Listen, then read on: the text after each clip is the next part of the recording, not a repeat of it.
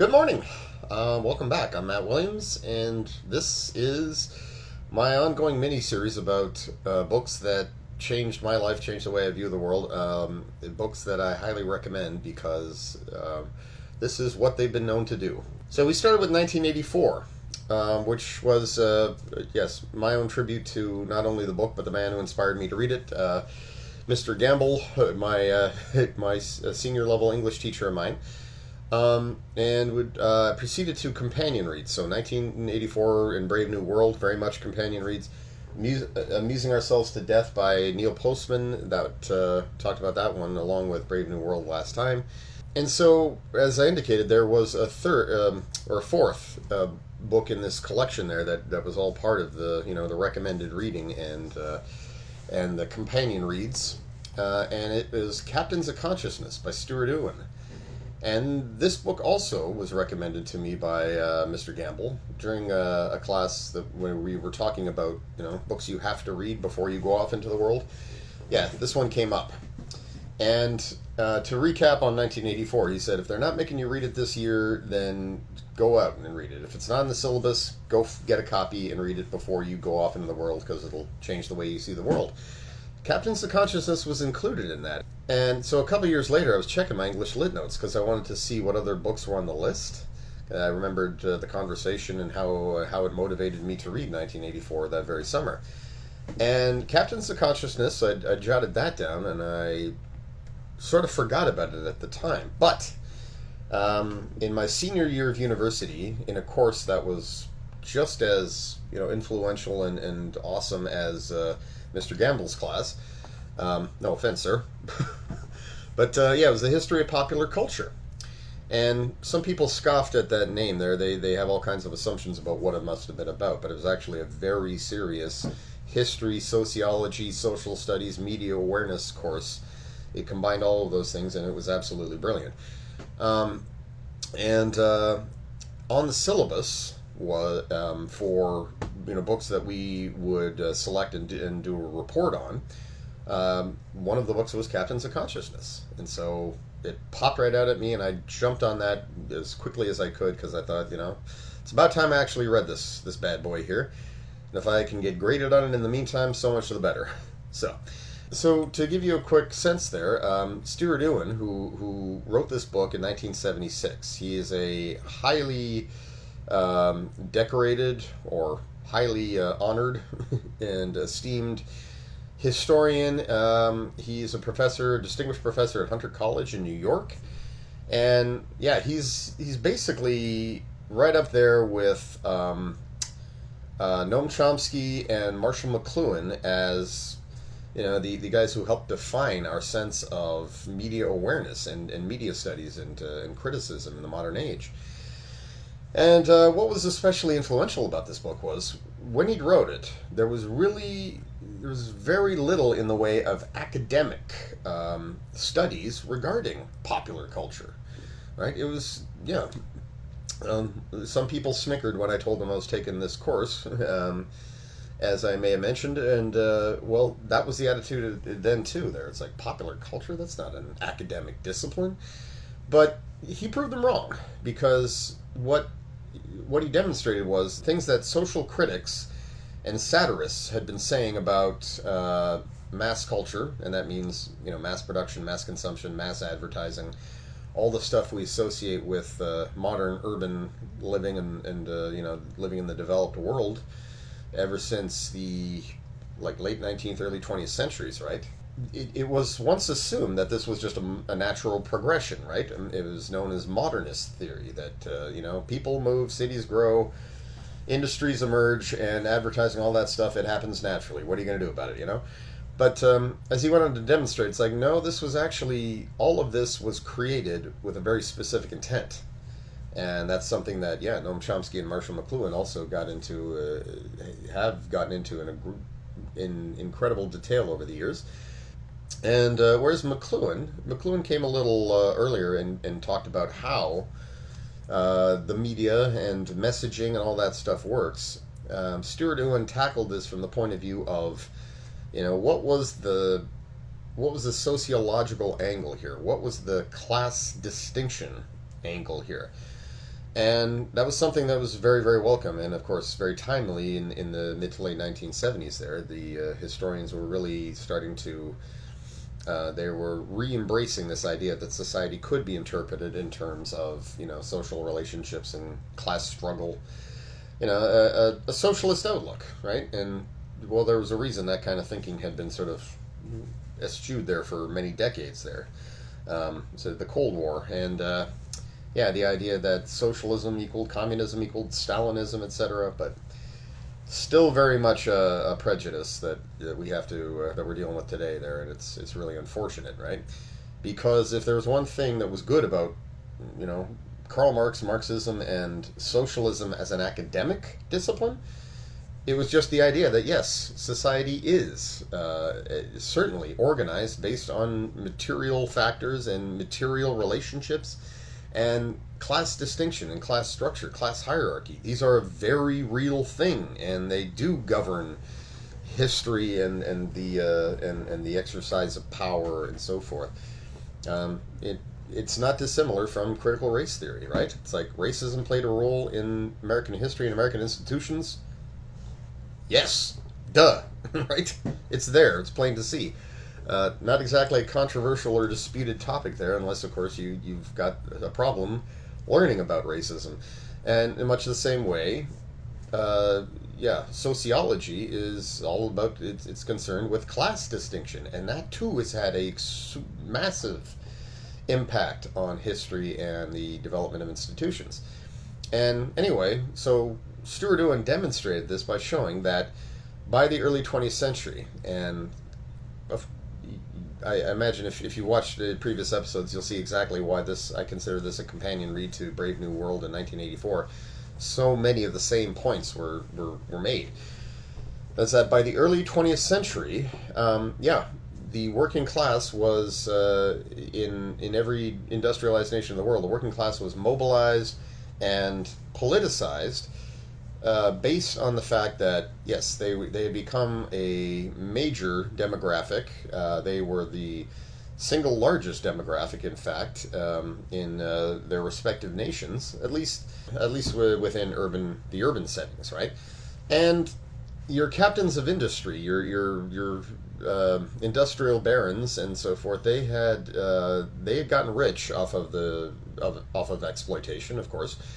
They very much, industry had been fueled by cheap labor, cheap immigrant labor, and cheap, working class labor, and also child labor, and of course women working the same jobs for less pay, not dissimilar to what we still see today, but in a much more blatant fashion. So, but nevertheless, the working class was rising. It was being lifted out of poverty because of what George Orwell said. Industry there, it created material goods and generated wealth in a way that was impossible not to redistribute, right? It did, in fact, get into the hands of more workers and so forth due to, declining prices and just the expansion of manufactured goods. But by the 1920s, the industrial barons realized they had a problem. And it's summed up very, very well, and Stuart Ewen uses this as an example there early in the book. It's summarized really well by Henry Ford. Henry Ford brought in the modern assembly line to his factories. He reduced his staff by half, and he was now paying them subsistence wages because now that they were working a highly automated machine process, he no longer had to pay them skilled laborers' wages. He could pay them just rote manual laborers' wages, which were really quite shockingly low at the time. And there's a folk tale, definitely one of those apocryphal stories there that summarizes what was going on. Didn't actually happen, but it is useful for pointing out the kind of developments that were taking place at the time. And in this story, Henry Ford, he's being a sort of dressed down by one of his peers, one of his friends, and he's like, "Yeah, you've done a great job. You're producing thousands of units a week. One problem: who's going to buy them?" And this was the crisis that the captains of industry were facing by the 1920s. It's like, yeah, we've all been upgrading our industrial processes to take advantage of automation as much as possible. And yeah, we've all cut our overheads because of it. We can churn goods out there for cheaper than ever before because we're paying our workers less. But yeah, once these products get out into the market, if there's not a large enough market to buy them, so we're just glutting it. And then, of course, as what happens there with an oversaturated market, the prices just drop substantially and industries go under. So they realized, the captains of industry at this time realized that they needed to, if they were going to expand their production, they needed to grow the market. And the only way to do that was to take the largest urban demographic, the working class, and make them into consumers, because they hadn't been prior to that. Industrial goods had been strictly for the rich and the upper middle class. So there had to be expansion and growth. The rising tide that lifted all the boats. And this is what, George Orwell certainly recognized this there, and this was happening in all nations throughout roughly from 1850 to the early 20th century. But in America, right, ground zero of where mass culture really emerged, this really began in earnest in the 1920s, and it was, for one, shorter hours and better pay. That was what not the unions, but the industrialists insisted on. The unions had been fighting for reform up until that time. It's like, we want to go back to skilled labor wages. We want to receive the necessary training to know how to manage and operate and maintain the machines, so that we are skilled laborers, not rote laborers, and so forth. And it was like the workers' movement was looking to accelerate this form of social progress that had been happening, and it included women's rights. Early feminism was very much tied to the industrial movement, and it's like, we want the same pay for these jobs, and we're working like the men are. We don't need men in our lives to be the breadwinners, and we want that acknowledged and recognized. We want a change in the labor laws and all that. Well, the industrialists thought, oh, absolutely not, we can't do that. We can't allow for any of that. We can't allow the workers to become skilled or masters of their own fate and domain, or women. So instead, let's just shorten their hours and increase their pay, because that'll give them something that, for starters, they want.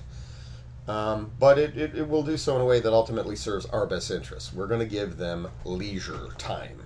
No more back-breaking subsistence pay 14-hour work days, or I think they're down to 10 or 12 at that point, right? The 8-hour workday evolved out of this in every industrialized nation. There, it became like the magic number, 8-hour days.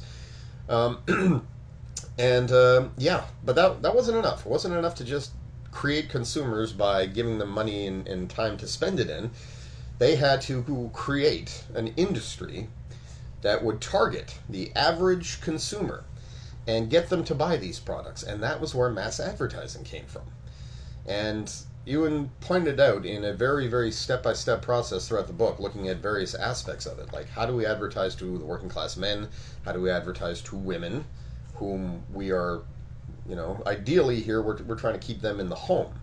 We don't want them entering the workforce en masse, or single mothers raising kids with, decent pay. We want, we don't want double income households either.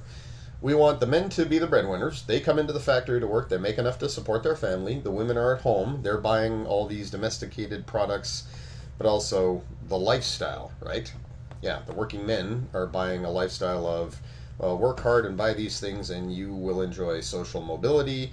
Women, work hard in the home, raise your kids, buy these products, and you will have a happy, stable household, and you will be desirable well into your old age.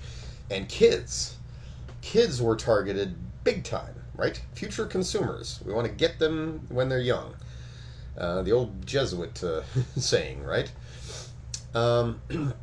Anyway, so it is a brilliant read in how it shows that mass culture and mass advertising, and we see this, of course, all of what he describes. It's like everything we see today, the seeds were planted back then. And the purpose was, how do we tame the workforce? Because, as he also pointed out, the mobilization and politicization of workers there by the early 20th century, it was getting intense. And the last thing anyone wanted was workers joining the Communist Party. And they also, in Europe especially, they wanted an end to the revolutions that had been happening right on up until 1848. Mass revolutions and riots and protests and always coming from the same quarter there, right? And there plenty of middle class people were participating in these things, but now it had very much become a populist, worker-driven movement. The La Révolution that happened in 1848 was virtually every capital in Europe experienced a wave of these riots, protests, and revolutions. So yeah, in the United States, by the early 20th century, politicians and captains of industry were in the same boat. They said, we're sick and tired of strikes, protests, riots, etc. What have we been doing all this time? We've been doing crackdowns. We have strike breakers. We bust heads. We spray them with hoses. We deport them, especially if they're uttering communist slogans. That's not working. And also, by the early 20th century, you couldn't just send them west to live on land that you stole from the First Nations, whom you massacred and pushed aside onto crappy tiny reserves. By 1900, the frontier was closed. So yeah, social pacification was one aim. Creating more consumers was the other. So, and this really helped frame something that was so prevalent in the 60s and 70s. It's like society has become materially more well off, but we see in this there's many controls. Not only is there a type of class antagonism to it all, it's very much racist, it's very much sexist, and it's basically telling us that our only real purpose is to, the kids of the baby boom era, study, go to school, become the next generation of mass consumers, and live quietly, domestically, and don't question the system. So yeah, that was sort of the fuel that really set off the 60s and 70s movements. Reform, the civil rights movement, the feminist movement, the entire, anti-capitalist movement, right? And it was ironic in a way because, of course, baby boomers became the biggest demographic of consumers, and they drove the market to all kinds of interesting places there. And in several ways, in positive ways, in several ways, but yeah. So, as you can clearly tell from the way I'm just going off on this here, the book is a very good read, and it is especially good when paired with other very timely works that looked at the sociological dimensions of modern society and the decisions that got us there. Because literally everything, from mass advertising to truth in advertising, and the way advertisers try to appeal to our fears and insecurities and our desires to be accepted and promoted and heard and seen, it was all laid out right there. And it was done so in a way that one might consider to be very, very, extremely shrewd, quite ruthless, and very disingenuous, For example, if you look at the truth in advertising movement, that didn't start as a workers' movement either. That was the industrialists. They claimed that they were adopting truth in advertising as a way of convincing people that what they were saying was true in their ads, right? Which, of course, was never true, other than to a point, to a certain legal point. So I can't recommend that book enough either, and that makes 4 books now in that list. So next time, what I'd like to get into is some more examples of classic literature. But of course, there's more social science academic reads that I cannot recommend enough, and I really want to make time for one book in particular, which I can't seem to find on my bookshelf. It's in there somewhere though, but it's all crowded and It's doubled up in many places. So the book in question is The God That Failed, and it's kind of it's neither really. It's neither fiction nor an academic treatise. It's a biopic. It's a series of essays written by famous authors, famous intellectuals who experimented during the 1930s with communism. Because, as they explain there, in this period there during the Great Depression and between the war years, it was the age of extremes in which the people of the world were being pulled in opposite directions there. It's like liberal democracy seemed discredited and capitalism seemed discredited at the time, so fascism was picking up a lot of adherents, but communism was picking up far more in terms of the intellectual, the international intelligentsia. And it's got some amazing stories and insights, so I want to cover that. Yeah, but otherwise, there's a very long list of fiction, both science fiction and otherwise, that I can't recommend enough. So I hope to see you again and to talk more about these, because if I can just recommend this to a few people and actually get a few people to see what I saw there, that would be wonderful, and it would be great to hear back from anyone who actually who took my advice. In the meantime, thanks for watching. See you next time.